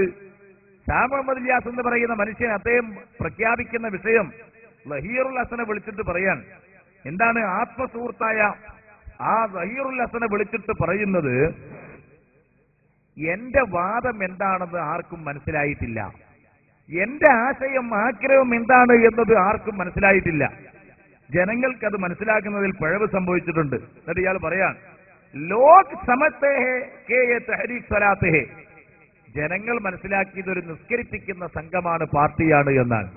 ജനങ്ങളൊക്കെ അങ്ങനെയാണ് മനസ്സിലാക്കിയത്, ഇതൊരു നിസ്കരിപ്പിക്കുന്ന ടീമാണ് എന്ന്. പ്രിയപ്പെട്ട തബ്ലീഗ് ജമാഅത്തിന്റെ ആളുകൾ നിങ്ങൾ മനസ്സിലാക്കണം, അബദ്ധത്തിൽ ചെന്ന് ചാടിപ്പോയ ആളുകൾ നിസ്കരിപ്പിക്കണ്ടേ ചോദിച്ചിട്ട് സുന്നത്ത് ജമാഅത്തിന്റെ ആളുകളൊന്നും നിസ്കരിക്കാത്തവരാണോ? നിങ്ങൾ ആലോചിച്ചു നോക്ക്. നിങ്ങൾക്ക് ഇവിടെ നിന്നുകൊണ്ട് തന്നെ നിങ്ങൾ ഈ പുറത്ത് പറയുന്ന എല്ലാ സംഗതികളും നിങ്ങൾക്ക് അനുഷ്ഠിക്കാമായിരുന്നു. പക്ഷേ നിങ്ങൾ വേഗം എടുത്തു ചാടി തബ്ലീഗ് ജമാഅത്തിലേക്ക്. എന്തിനാണ് ആ അബദ്ധത്തിൽ ചെന്ന് പോയി വീണത് എന്നാണ് ചോദിക്കുന്നതും നിങ്ങൾ തിരുത്തേണ്ടതുമായ വിഷയം അത് തന്നെയാണ്. അതുകൊണ്ട് ചിന്തിച്ചോളൂ, ശ്രദ്ധിച്ചോളൂ. എന്നിട്ട് അദ്ദേഹം പറയുകയാണ്, മൈ ഖസം സേ കഹ്താ ഹൂം, ഞാൻ സത്യം ചെയ്തുകൊണ്ട് പറയുന്നു, കേ ഹർഗിസ് തഹ്രീക് സ്വലാത്ത് നഹി, എന്താണ് പറയുന്നത്? ഇത് ഒരിക്കലും ഒരു നിസ്കരിപ്പിക്കുന്ന പാർട്ടിയല്ല, നിസ്കരിപ്പിക്കുന്ന പാർട്ടിയല്ല. ഏക് റോസ് ബഡി ഹസ്രത് സേ ഫർമായാ ഖേ മിയാ സഹീറുൽ ഹസൻ ഏക് നയി ഖൗം പൈദാ കർനി ഹേ. വളരെ വ്യക്തമായി പറയുന്നു. ആര്? ഷാ മുഹമ്മദ് ഇല്യാസ് എന്ന് പറയുന്ന, മദീനത്ത് ചെന്ന് സിയാറത്ത് ചെയ്തിട്ട് അദ്ദേഹത്തിന് സ്വപ്നത്തിലൂടെ വെളിപ്പെട്ടതാണ് തബ്ലീഗ് ജമാഅത്തിന്റെ മാർഗമെന്ന് അദ്ദേഹം തന്നെ പറഞ്ഞു. ഞാൻ നേരത്തെ വായിച്ചു കേൾപ്പിച്ചുവല്ലോ.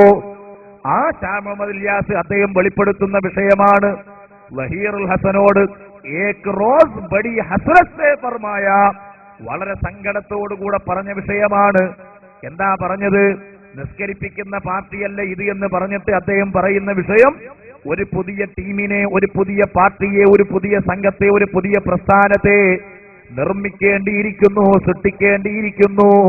അതാണ് നമ്മുടെ ലക്ഷ്യം എന്ന് വളരെ ഗണ്യതമായി വ്യക്തമായി സഹീറുൽ ഹസനോട് വെളിപ്പെടുത്തിയതും തുറന്നു പറഞ്ഞതും മനസ്സ് തുറന്നതും ദീനീ ദഅവത്ത് എന്ന പുസ്തകത്തിൽ വ്യക്തമായി രേഖപ്പെട്ട് കിടക്കുമ്പോൾ ഞങ്ങൾ നിസ്കരിപ്പിക്കുന്നവരാണ്, നിസ്കരിപ്പിക്കുന്നവരാണ്, നിസ്കരിപ്പിക്കലേ ഞങ്ങൾക്ക് ലക്ഷ്യമുള്ളൂ, ഞങ്ങളും മദ്ഹബ് സ്വീകരിക്കുന്നവരാണ്, ഞങ്ങളും സുന്നത്ത് ജമാഅത്തിന്റെ ആളുകളാണ് എന്നൊക്കെ ഇവര് പറയാറുണ്ടല്ലോ.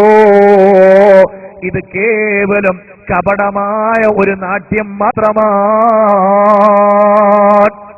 പ്രിയപ്പെട്ട മുസ്ലിങ്ങളെ, നമ്മൾ ഇത് തിരിച്ചറിയണം. ഒറ്റ നോട്ടത്തിൽ ഒരു പ്രശ്നവും തോന്നില്ല, ഒറ്റ നോട്ടത്തിൽ യാതൊരു വിഷയവും നമുക്ക് തോന്നില്ല, ഒക്കെ റെഡിയാണ്, ക്ലിയറാണ് നമുക്ക് തോന്നുകയാണ്. എന്നാൽ നിങ്ങളറിയോ, തബ്ലീഗി ദസ്തൂറുൽ അമൽ എന്ന് പറയപ്പെടുന്ന പുസ്തകമുണ്ട്. തബ്ലീഗ് ജമാഅത്തിന്റെ ഭരണഘടനയാണ്.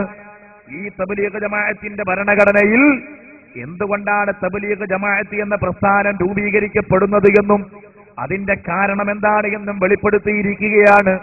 ഒരു മഹാ അബദ്ധമാണ്. എന്താണ് ആ അബദ്ധമെന്ന് നിങ്ങൾ ചിന്തിച്ചോളൂ. ഞാൻ നിങ്ങൾ വായിച്ചു കേൾപ്പിച്ചു തരാം. പ്രിയപ്പെട്ട സഹോദരന്മാരെ, ഈ പുസ്തകത്തിൽ പറയുന്നത്, ലോകത്ത് ആകമാനം യഥാർത്ഥ മാർഗത്തിൽ ജീവിക്കുന്ന ആളുകൾ, പ്രവാചകന്മാര് ലോകത്ത് കൊണ്ടുവന്ന മാർഗത്തിൽ ജീവിക്കുന്ന ആളുകൾ ഒറ്റയായും സംഘടിതമായും ഇവിടെ നിലനിൽക്കാത്ത ഒരു സാഹചര്യം വന്നപ്പോൾ അല്ലാഹു തആല തെരഞ്ഞെടുത്ത ഒരു വ്യക്തിയാണ് ഷാ മുഹമ്മദ് ഇല്യാസ് എന്നും അദ്ദേഹമാണ് ജനങ്ങൾ ഒരുമിച്ച് കൂട്ടിയിട്ട് ഈ തബ്ലീഗ് ജമാഅത്ത് എന്ന പ്രസ്ഥാനത്തെ രൂപീകരിച്ചത് എന്നും അതിന്റെ സാഹചര്യം ലോകത്ത് ആകമാനം പ്രവാചകന്മാരെ പ്രചരിപ്പിച്ച, പ്രവാചകന്മാരെ പ്രബോധനം ചെയ്ത ഇസ്ലാമിന്റെ യഥാർത്ഥ വഴി ഒറ്റയായോ കൂട്ടമായോ ഇവിടെ നിലനിൽക്കാത്തത് കൊണ്ടാണ് എന്നും ദസ്തൂറുൽ അമൽ അതിന്റെ ഭരണഘടനയിൽ വളരെ വ്യക്തമായി രേഖപ്പെടുത്തി വച്ചിരിക്കുന്നു. അതിന്റെ 2-ാമത്തെയും 3-ാമത്തെയും പേജിൽ നിങ്ങൾ ആലോചിക്കണം. ലോകത്ത് മുസ്ലിം സമൂഹം ആകമാനം പിഴച്ചു പോവുക എന്ന് പറയുന്ന ഒരു സാഹചര്യം ഇവിടെ ഉണ്ടാവുകയില്ല, സംഭവിക്കുകയില്ല. അങ്ങനെ ഒരു സംഗതി ഇവിടെ ലോകത്ത് ഉണ്ടാവുകയില്ല. കാരണം നബി തങ്ങൾ തന്നെ പഠിപ്പിച്ചതാണ്, ലാ തസാലു ത്വായിഫത്തും മിൻ ഉമ്മത്തി ളാഹിരീന അലൽ ഹഖ്. അല്ലാഹുവിന്റെ ദീനിന്റെ യഥാർത്ഥമായ സത്യമായ മാർഗത്തിൽ ഉറച്ചുനിന്ന് വെളിപ്പെടുന്ന ഒരു വിഭാഗം അവർ ഏത് കാലഘട്ടത്തിലും ഇവിടെ ഉണ്ടാകുന്നതാണ്. അവരിൽ നിന്ന് ഒഴിഞ്ഞ ഒരു കാലം വരികയില്ല. മുഹമ്മദ് നബി സല്ലല്ലാഹു അലൈഹി വസല്ലം തങ്ങൾ പഠിപ്പിക്കുന്നു. എന്നാൽ അങ്ങനെ ഒരു വിഭാഗം പൂർണ്ണമായും നിലച്ചുപോയത് കൊണ്ടാണ് ഷാ മുഹമ്മദ് ഇല്യാസ് അത് ഉണ്ടാക്കിയതെന്ന് പറയുമ്പോൾ നബി തങ്ങളുടെ പ്രഖ്യാപനങ്ങൾക്ക് വിരുദ്ധമായ ഒരു പ്രഖ്യാപനമാണ് തബ്ലീഗ് ജമാഅത്തിന്റെ ഭരണഘടനയിൽ രേഖപ്പെട്ട് കിടക്കുന്നത് കാണുന്നത്. നിങ്ങൾ നോക്കൂ സഹോദരന്മാരെ, നിഹായത്തി ഗൗറോ ഹൗൽ ബഹ്സ് തംഹീസ് കെ ബഅദ് अल्लाह की एक निहायत ही बरगुज़ीदा बंदा हजरत मौलाना मोहम्मद इलियास साहब ने हक़ तआला पर भरोसे करते हुए उन लोगों के जमा किया जो इस्लामी जज्बात के साथ सही इस्लामी उसूल पर काम करने के खास मंद पे एक नई जमात की तश्कील दी. ജമാഅത്ത് ബനി എന്ന് പറഞ്ഞുകൊണ്ട് ഒരു നീണ്ട വാക്കുകൾ ഗണ്ണിക നമുക്ക് ദസ്തൂറുൽ അമലിന്റെ 2-3 പേജുകളിൽ രേഖപ്പെട്ട് കിടക്കുന്നത് കാണാൻ കഴിയും. ഇതിൽ പറയുന്ന വിഷയം ഇതാണ്, പ്രവാചകന്മാർ ലോകത്ത് പ്രബോധനം ചെയ്ത ഇസ്ലാമിന്റെ സത്യസമ്പൂർണമായ മാർഗത്തിൽ നിന്ന് പരിപൂർണമായും ജനങ്ങൾ വഴിപിഴച്ചു പോകുന്ന സാഹചര്യം ഉണ്ടായപ്പോൾ ജനങ്ങളെ എല്ലാവരെയും ഒരുമിച്ച് കൂട്ടി. അങ്ങനെ അള്ളാഹുവിന്റെ ഉത്തമ അടിമ, അള്ളാഹു തെരഞ്ഞെടുത്ത അങ്ങേയറ്റം ചിന്തകൾക്കും ആലോചനകൾക്കും ശേഷം അല്ലേ, അള്ളാഹുവിന്റെ ഉത്തമ അടിമ, ആ അടിമ ഉണ്ടാക്കിയ ഒരു മാർഗമാണ്, വഴിയാണ് തബ്ലീഗ് ജമാഅത്ത് എന്ന് അദ്ദേഹത്തിന്റെ തബ്ലീഗ് ജമാഅത്തിന്റെ ദസ്തൂറുൽ അമൽ എന്ന് പറയപ്പെടുന്ന പുസ്തകത്തിൽ ഭരണഘടനയിൽ വ്യക്തമായി രേഖപ്പെട്ട് കിടക്കുന്നുണ്ട്. അപ്പൊ തബ്ലീഗ് ജമാഅത്ത് ഉണ്ടാക്കാൻ അതിന് കാരണമായി പറയപ്പെടുന്നത് തന്നെ ഒരു അബദ്ധം കൂടിയാണ്, നമ്മൾ മനസ്സിലാക്കേണ്ടതുണ്ട്. ഒരു അബദ്ധമാണ്, ഒരു മഹാ അബദ്ധം.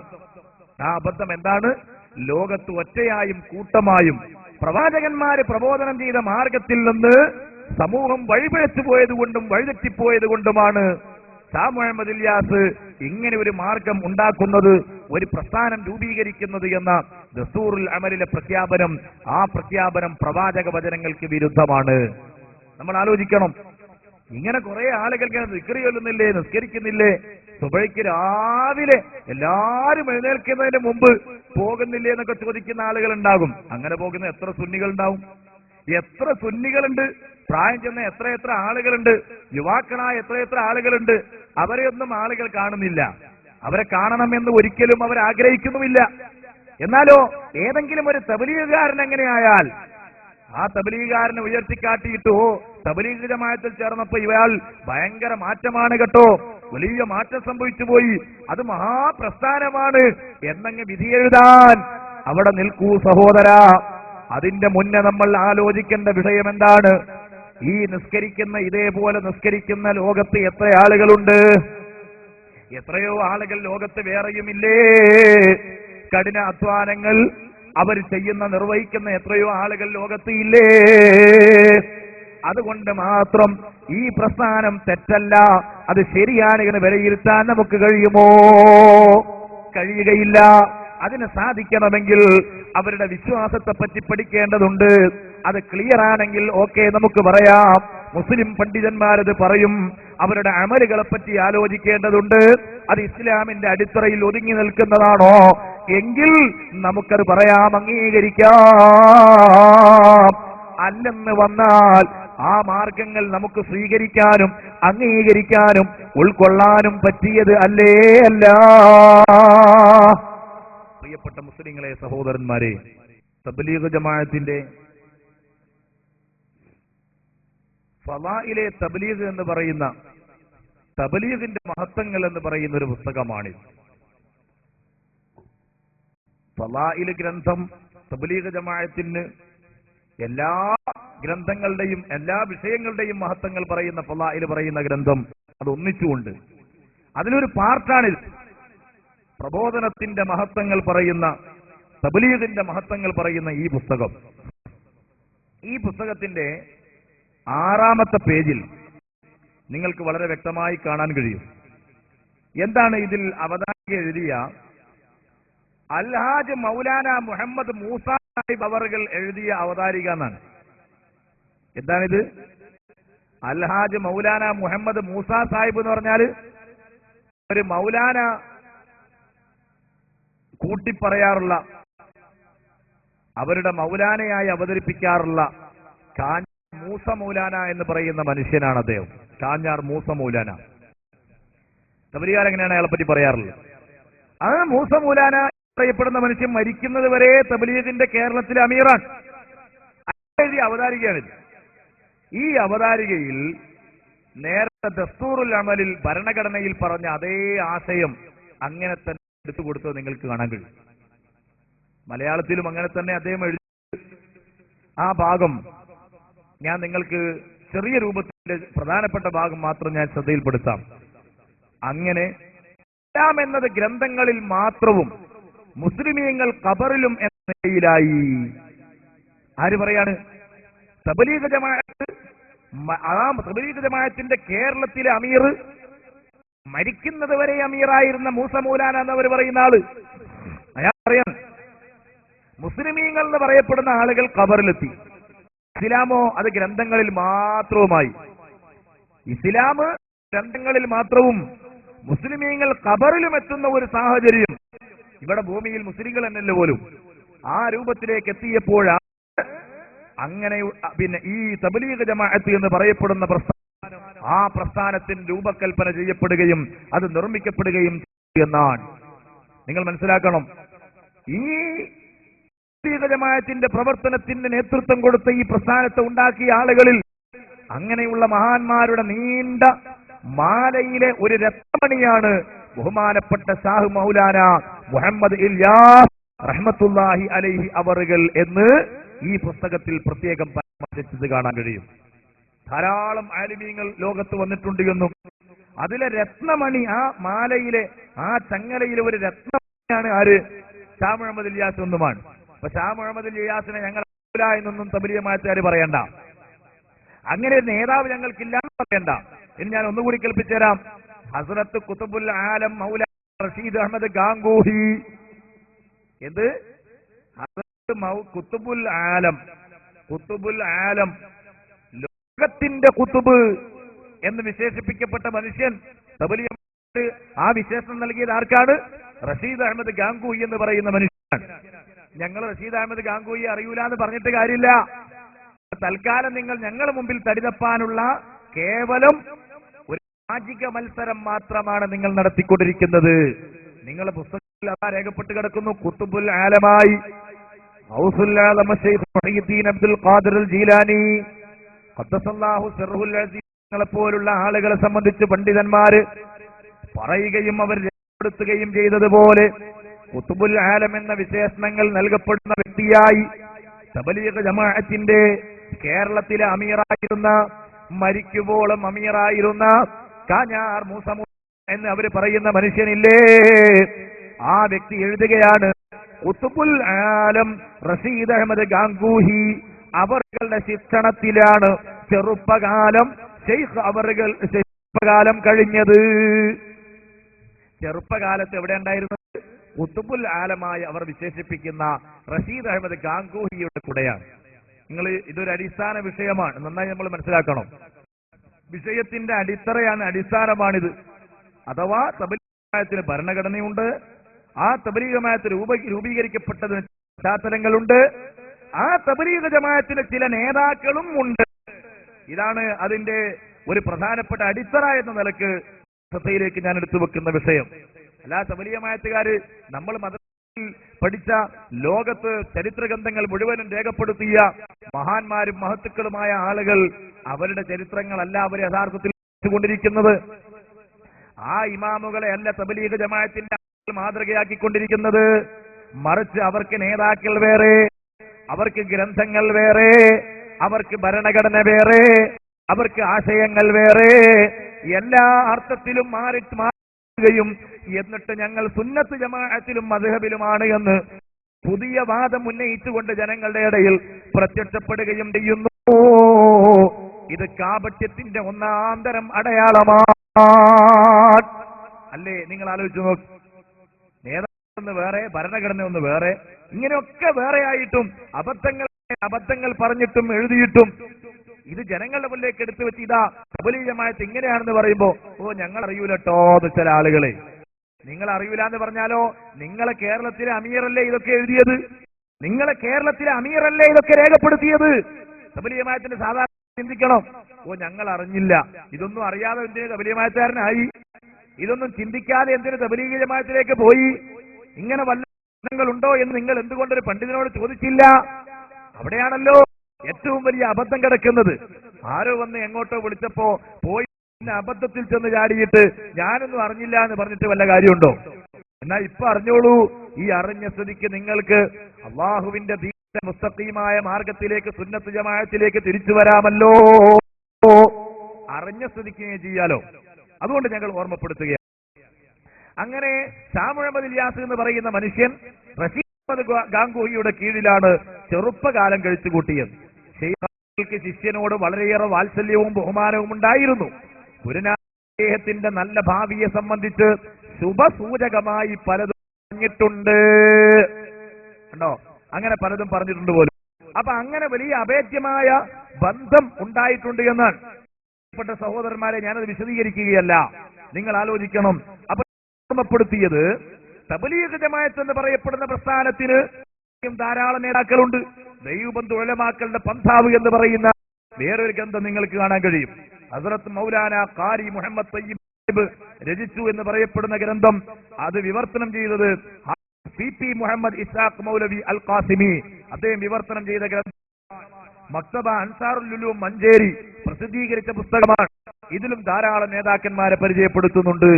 അതിൽ യും ഗാംഗൂഹിയെയും അഷ്റഫ് അലി താനവിയെയും ഇല്യാസിനെയും ഇങ്ങനെ കുറെ നേതാക്കന്മാർ നമ്മളൊന്നും നേതാക്കന്മാരെ കേട്ടിട്ടില്ല.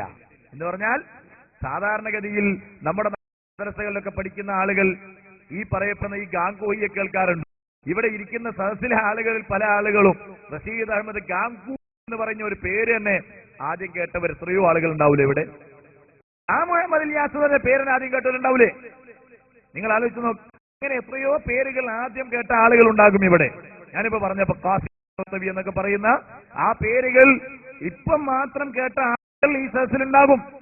നിങ്ങൾ ആലോചിക്കണം. എന്നാൽ തബ്ലീഗ് ജമാഅത്ത് ആളുകൾ അവര് മദ്ഹബിന്റെ ഇമാമിയങ്ങളും ലോകത്ത് മുഴുവനും അംഗീകരിക്കാത്ത മഹത്തുക്കളും ഇമാമിയങ്ങളും അവരൊന്നും വിഷയമല്ല.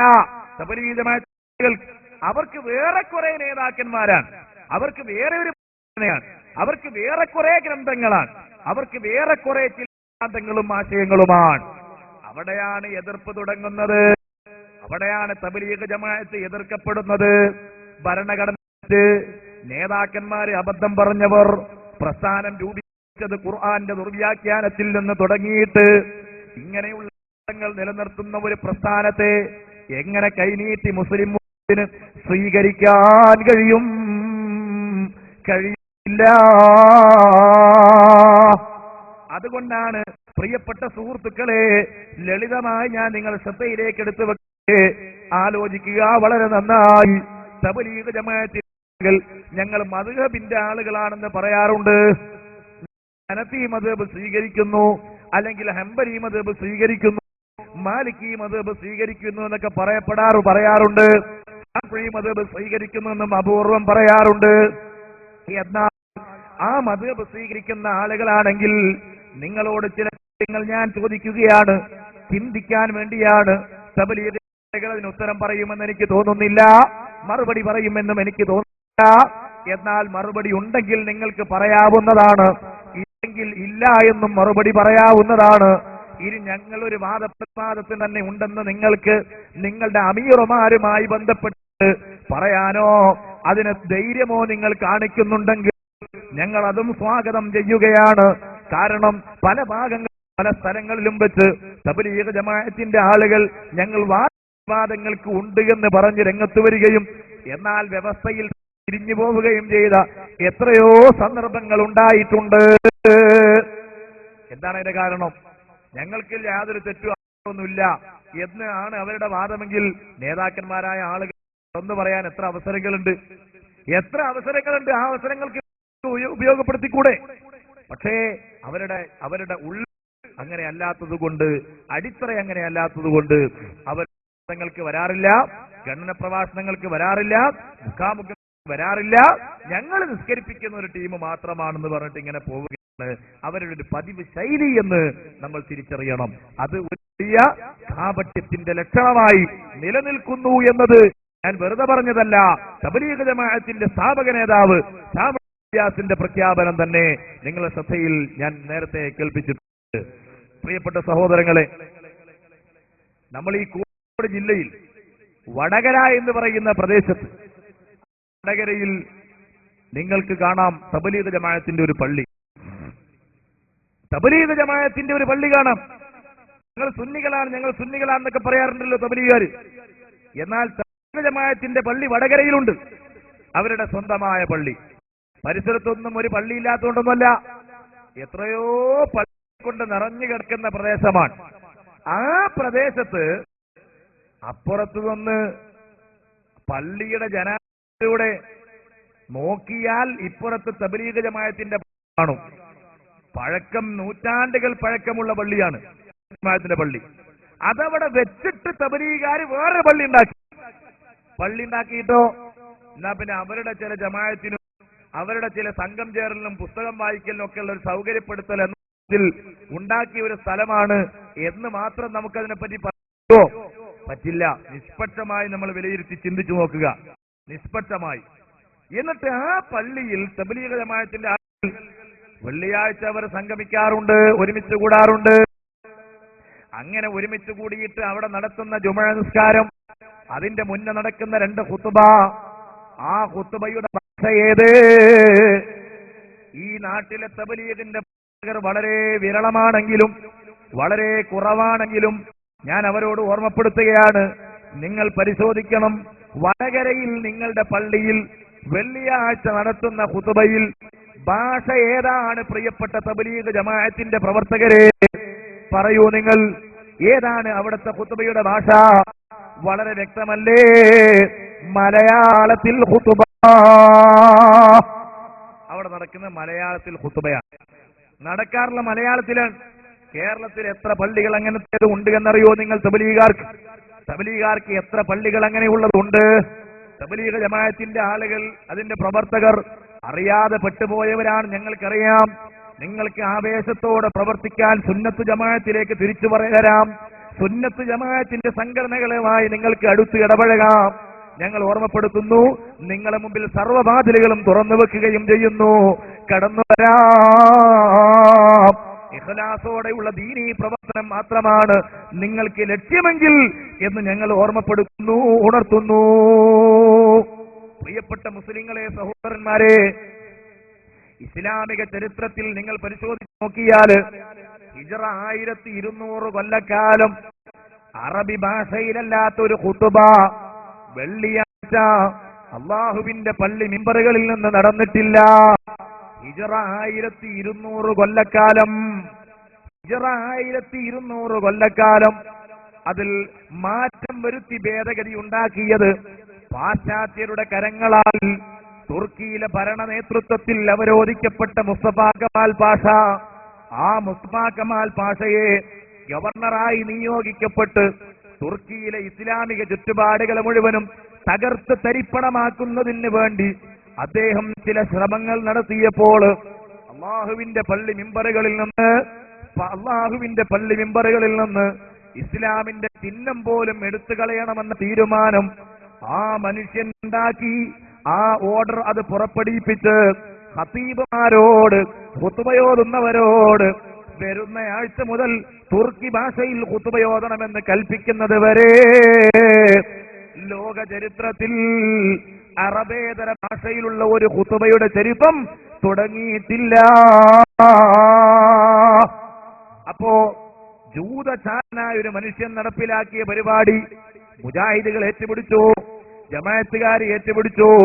തബ്ലീഗ് ജമാഅത്ത് അവരുടേതായി നിർമ്മിക്കപ്പെട്ട പള്ളികളിലും ഏറ്റുപിടിച്ചു എന്ന് പറയുമ്പോൾ ഈ തബ്ലീഗ് ജമാഅത്ത് സുന്നത്ത് ജമാഅത്തുമായി ആഭിമുഖ്യം പുലർത്തുന്ന പാർട്ടിയാണോ? സുന്നത്ത് ജമാഅത്തിന്റെ ആദർശങ്ങളെ നിലനിൽക്കാൻ വേണ്ടി പ്രവർത്തിക്കുന്ന പ്രസ്ഥാനമാണോ? അതല്ല